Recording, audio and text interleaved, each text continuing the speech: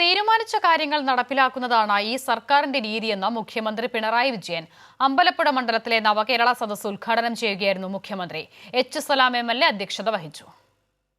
വലിയ തോതിൽ വെള്ളപ്പൊക്ക ഭീഷണി നേരിടുന്ന ജില്ലയായ ആലപ്പുഴയിൽ സ്പിൽവേയുടെ മണൽ നീക്കം ചെയ്തതും വീതിയും ആഴവും കൂട്ടിയും സർക്കാർ കാഴ്ചവെച്ച കാര്യക്ഷമമായ പ്രവർത്തനങ്ങളുടെ ഫലമായി വെള്ളപ്പൊക്ക ദുരിതം അനുഭവിക്കുന്നവരുടെ എണ്ണം കഴിഞ്ഞ ഏതാനും വർഷങ്ങളിൽ ഗണ്യമായി കുറഞ്ഞതായി മുഖ്യമന്ത്രി പറഞ്ഞു.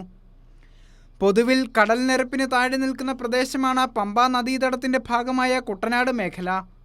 മഴക്കാലത്ത് ആലപ്പുഴ ജില്ലയിലുള്ള ജനങ്ങൾ അനുഭവിച്ചിരുന്ന ദുരിതങ്ങൾ വലുതാണ്. 2018 പ്രളയം ഇക്കാര്യത്തിൽ അടിയന്തര നടപടികളിലേക്ക് സർക്കാർ പോകേണ്ട സ്ഥിതിയുണ്ടാക്കി. 2018 പ്രളയത്തിൽ പത്തനംതിട്ട ജില്ലയിലും ആലപ്പുഴ ജില്ലയിലും ഉണ്ടായ പ്രത്യേക സാഹചര്യം കേരള ജനതയ്ക്ക് മറക്കാനാവില്ല. നദികളിലൂടെയുള്ള പ്രളയജലം കടലിലേക്ക് ഒഴുകിപ്പോകുന്നതിനുള്ള തടസ്സമാണ് ഈ രണ്ട് ജില്ലകളിൽ ജനങ്ങൾക്ക് ഇത്രയധികം ദുരിതം സൃഷ്ടിച്ചത്.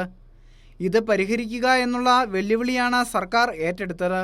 2018 പ്രളയം നൂറ്റാണ്ടിലെ മഹാപ്രളയമായി തിമിർത്താടിയപ്പോൾ നമ്മുടെ നാട് വല്ലാത്ത ദുരിതത്തിലാണ് അകപ്പെട്ടത്.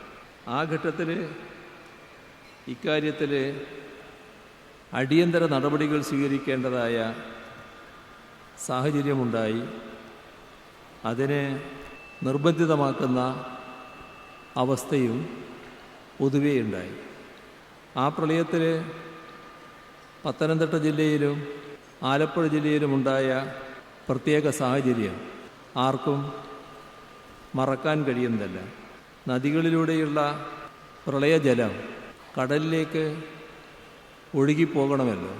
ആ കടലിലേക്ക് ഒഴുകിപ്പോകുന്നതിനുള്ള തടസ്സം അതാണ് ഈ രണ്ട് ജില്ലകളിലും ആ ഘട്ടത്തിലുണ്ടാക്കിയ വലിയ ദുരിതങ്ങൾക്ക് വഴിവെച്ചത്. അപ്പോൾ ഇത് പരിഹരിക്കുക എന്നത് സർക്കാരിൻ്റെ മുന്നിലുള്ള ഒരു വെല്ലുവിളിയായി തന്നെ വന്നു. 2018 പ്രളയത്തിൽ ജില്ലയിലെ ദുരിതാശ്വാസ ക്യാമ്പുകളിലായി 4.17 ലക്ഷം പേരെയാണ് പാർപ്പിച്ചത്. 2019 അത് 1.25 ലക്ഷം ഉണ്ടായിരുന്നത് 2022-2023 വർഷങ്ങളിൽ 2500-ൽ താഴെയായതായും മുഖ്യമന്ത്രി പറഞ്ഞു.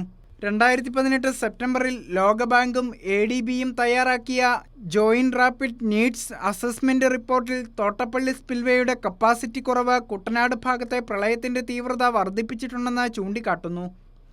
ഉന്നത വിദ്യാഭ്യാസ വകുപ്പ് മന്ത്രി ഡോക്ടർ R. ബിന്ദു, റവന്യൂ വകുപ്പ് മന്ത്രി K. രാജൻ, ദേവസ്വം മന്ത്രി K. രാധാകൃഷ്ണൻ എന്നിവർ സദസ്സിനെ അഭിസംബോധന ചെയ്തു. കൈരളി ന്യൂസ്, ആലപ്പുഴ.